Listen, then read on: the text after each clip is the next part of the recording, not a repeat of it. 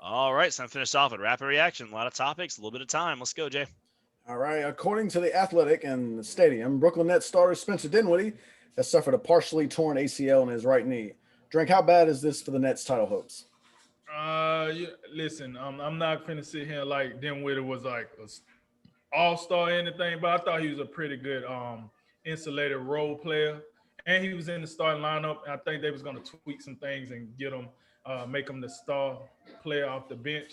But I think right now it's not as bad. Let's see how his rehab go if he be able to come back towards the mid of the season. With us playing, with them playing 72 games rather than 82 games, that's 10 games you don't have for the recovery. So as long as they can get them back right before the playoffs and get them back, earlier, but a little bit after the All Star break should be fine. I don't know. But as of right now, it's not that big of a hit to their title hopes. I mean, you still got Kevin Durant and Kyrie Irving, so might not be the worst thing, but at some time that depth will be an issue. The Philadelphia 76ers GM Daryl Morey was fined $50,000 for violating the NBA anti-tampering policy in response to a tweet from Morey regarding Rockets superstar James Harden. Your reaction? It seemed like a very like light offense, and it seemed like NBA out here looked like they're trying to just go ahead and snipe Daryl Morey from across the map on Call of Duty. Like it seems pretty ridiculous. I just want to know, the NBA, they've been looking to get Daryl Morey ever since he said whatever he said about China. So I'm just wondering how much of this 50K is going to China. I would like to know how much money they get out of this. Miami quarterback Derek King is foregoing the NFL draft and will return to the Hurricanes in 2021. Is that a big deal, little deal, or no deal? Well, it was a big deal before the night. Then he want to go out here and get hurt, so it might mess around and be a no deal. But at the time, I thought, listen, it's a big deal. I'm a big component of this. When you're a team like Miami this year, or like LSU was 2 years ago, the biggest thing that you do is you try to get these seniors, these guys that played leadership roles for your team to come back another year, build some continuity, and try to start showing that this franchise can be a winning program. So I think the biggest key is the quarterback, obviously. So they brought back Darren King, and we'll see if they're able to bring back some of the other guys. But I do think it's a big deal that Manny Diaz was able to get him back, and we'll see if he can build off that. The Washington football team has released 2019 first-round pick Dwayne Haskins. Any big takeaways from that transaction? Yeah, I think it's somewhat pretty surprising that this happened in his second year. I think this probably goes beyond the football field. I don't think Dwayne Haskins, it wasn't the ideal circumstances, his time in Washington. We know the first coach, Jay Gruden, didn't want him. In this second season, I mean, he got some playing time, but it was kind of broken. He started a game here, started a game there. But ultimately, I mean, this is about Ron Rivera. I trust Ron Rivera's judgment. And it's more than his talent on the football field. It probably speaks to some levels of immaturity and lack of professionalism. That's what I think about it. The primetime NFL action Sunday and Monday treated us to two ridiculous wide receiver performances. Packers wide receiver Devontae Adams reeled in 11 passes for 142 yards and 3 touchdowns against the Titans, while Bills wide receiver Stephon Diggs tore through the Patriots for 9 catches, 145 yards, and 3 touchdowns. Drink, who is the best wide receiver in the NFL? I want to say both of these guys are very good. I'm not saying neither one are bad, but if I'm using the stats that was just given to me, I'll probably take Stephon Diggs' performance. Only because Devontae Adams is playing with a quarterback he's been playing with for the last 3 or 4 years. One of the best quarterbacks to do it.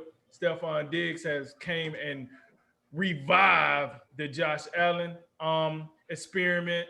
And I got to think as a wide receiver, it's a little harder to catch a ball from Josh Allen than it is Aaron Rodgers. I don't know. I'm not a wide receiver. That's just me spitballing. So I'm going to go with Stephon Diggs' performance. The San Diego Padres have been active recently with trades lined up for the Tampa Bay Rays starter Blake Snell and Chicago's Cubs starter Yu Darvish. What do you make of these moves? San Padres being aggressive. I mean, they had some aggressive moves the last offseason. They brought in Manny Machado. We know how great Fernando Tatis Jr. is at shortstop. And then now they got some front of the line starting pitching. I'm more of a I'm a much bigger fan of Blake Snell at 28 years of age, already got a Cy Young under his belt. But Yu Darvish, she was excellent in the pandemic shortened season last year. He finished second in Cy Young voting to Trevor Bauer. I like what the Padres are doing. This is the type of mindset you need to have when you're competing in the same division as the Los Angeles Dodgers.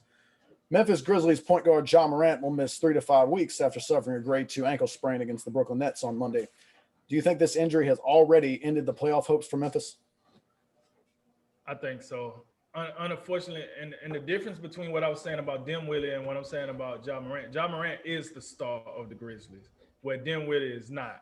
So it would be almost the equivalent of, I don't know, like maybe Kyrie Irving getting hurt. And you got to think, dang, do they have enough? I don't think Memphis has enough to stay competitive in the Western Conference in a division without Ja Morant.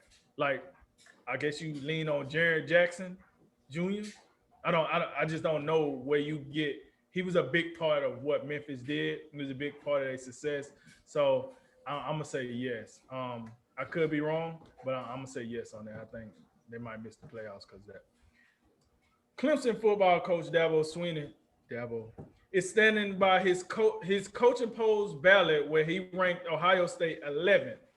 What are your thoughts on this whole Dabo ballot situation? Well, I guess unless you're going to, give the old mail-in ballot, election fraud scandal, then you kind of have to stick with, what you Dominion. Yeah, you kind of have to stick with, what you put on the ballot. I think it's bulletin board material for Ohio State, but I think it's gamesmanship, and Dabo Swinney's proved that he's one of the best in the business. So I don't know, baby, he's probably getting in Ryan Day's ahead just a little bit, like we talked about in the last segment. Alabama wide receiver Devontae Smith is the first wide receiver to win the AP College Football Player of the Year award since that honor was established in 1998. All right, Drink, feel free to say a few words to commemorate this auspicious occasion. You know what it is. The Golden Gazelle, Mr. Devontae Silky Smooth Smith, suction cups, the Hamburger Helper logo. Anything you want to do it, you know what it. Hey, baby, you know what I'm saying? He took it over. Listen, I want people to understand this. You know how hard it is to come to a university like Alabama, a prestige football university, and come and just take it over and be more talked about than the quarterback. That used to be the thing back in the day. But now quarterbacks, you know what I'm saying, throwing the ball everywhere. Now it's very hard to overshine a quarterback with today's RPO offense. But let me tell you something. Devontae did it, even with sharing the ball with Water for 3 games. So listen, it's an honor. He's gonna win that Heisman. You know what it is. He's gonna win that Heisman. And yeah, that's right. I know it sounds far-fetched that a wide receiver will win the Heisman over, 2 other quarterbacks. But it's gonna happen. It's gonna happen. I'm discounting the third one because I don't know. There's one guy now. I don't know if Trevor Lawrence is a Heisman finalist. I'm just saying, I don't know. Lifetime Achievement Award. You know what I'm saying? That's what that is. He might end up number 4 out of 4. I mean, 4 out of 4. Sorry for my other viewers. But, yeah, you know what it is. So, hey, Devontae, Golden Gazelle, you know what it is. Best player in college football. Last one. Packers quarterback Aaron Rodgers is the odds-maker favorite for NFL MVP after the Packers destroyed the Titans on Sunday night. Do you think Rodgers win it all, or will the MVP go back to the Chiefs quarterback, Patrick Mahomes? I think there's obviously some recency bias here, but I think it'll go a long way to determine who wins this award. The last moments that we saw Patrick Mahomes this season, he was, kind of struggling to defeat the woefully bad Atlanta Falcons. And then Aaron Rodgers, we saw what he did on Sunday night. He's going to get another opportunity against the Bears this weekend to, cement his season. And Mahomes could very well sit out this weekend against the Chargers. They don't have much reason to play him. And I think what we're going to see, in long term, Patrick Mahomes he's going to be looked at and treated kind of like LeBron James. Patrick Mahomes could very well win this award every season. Aaron Rodgers, though, I think he deserves this award. I think, given the supporting cast he has to work with, it's still basically a one wide receiver offense. And I think given the fact that what the Packers did in the offseason, drafting Jordan Love, I expected Aaron Rodgers to come back with a vengeance, but he's even exceeded my expectations. But yeah, I think Aaron Rodgers wins this award. All right. That concludes today's Drink of Wisdom. I'm Cody Ward. I'm Jay Wise.